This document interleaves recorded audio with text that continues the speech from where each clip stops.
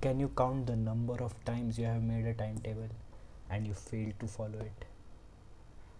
Probably like 2-3 times or even more than that. For me, it's 5. I have made a timetable for 5 times, and at the start of following those timetables, I was pretty motivated, like everyone is at the start of new things. But then slowly and gradually, I couldn't keep up with the timetable and stay consistent with those times. And I realized what the main problem is with timetables. The main problem with the timetable is the time. Following a time neurotically every day is cursed, bro. Not every day is gonna be the same day, especially if you're going to school, college, office. It's tough. You don't have the wealth of controlling your time. So, let me introduce to you task table, where time, no fucks given. Tasks is the only priority here. So, how should you go around making this timetable? Task table, not timetable. You should first think of all those non-negotiable factors in your life which you can't change time of, such as school. Can you change the time of the school? No, you can't. The authority, you are not the authority. So you first mention the time of school. So for example, 8 a.m. to how much is school date? 12, no, 2 p.m. Yes, this is school. If you do this exercise with me, this video will be 10 times more helpful. And if you do it, it already means that you are already in the top 1%, because I know, check the views right now. Out of those people, only 1 person out of 100 people has done this exercise, and out of that 10 people, only 1 person will be applying this on a consistent basis, and that is the person who will win in life. So if you want to be that person, take action. So school or office or wherever you go, 8 a.m. to 2 p.m. This is non-negotiable, so you write this down first, and then around this you build all the stuff. Let's say after school you have some classes. So class is usually after a break after school. So class 4 p.m. 6 p.m.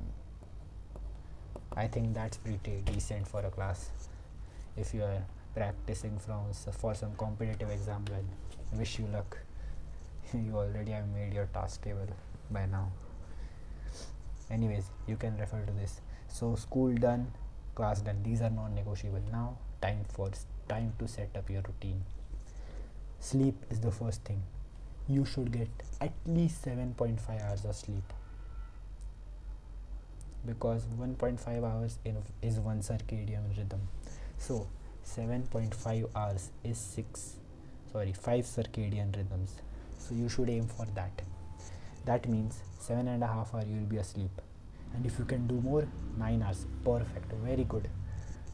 I wish I could, but I can't. So 7.5 hours is pretty manageable for everybody, most of the people. If you can do 9 hours, good for you, man. I wish. So sleep should be as early as possible, so that you can wake up in the morning and do all those deep productive tasks that you want to do in order to achieve your goal. So how do I set this up? Let's say, so you want 7.5 hours of sleep, so you draw a block like this. What the fuck? Like this on your page. So a line over here and a line below. This is sleep time. Just write sleep in it. Sleep, sleep, sleep, sleep. Yeah, we will decide the wake up and sleep time after a bit.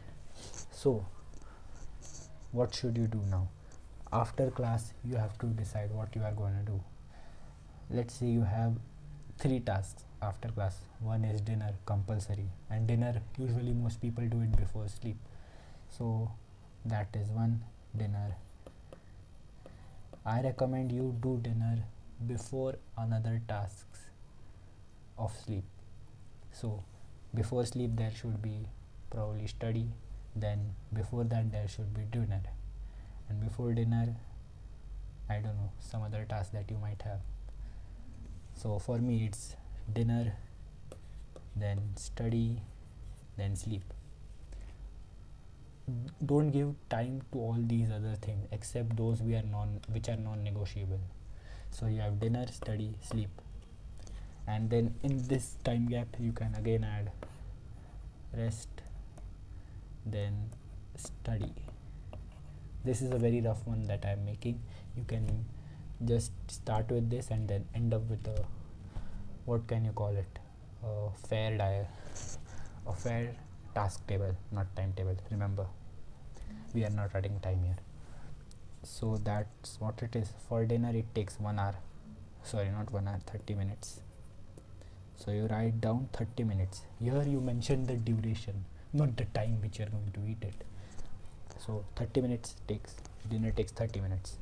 Study 1.5 hour recommended, 1.5 hours. So your 2 hours are done, finished. And this 2 hours are finished. That means 6 p.m. plus 2 hours, 8 p.m. You should go to bed at 8 p.m. Yep. If you want, you can add another half an hour for your winding down period after your study, where you brush your teeth, spend some time with family, relax, and then read a book while going to sleep. So 30 minutes chill. So we have 2.5 hours done. That means after class 2.5 hours is 8:30 p.m. So at 8:30 you go to sleep.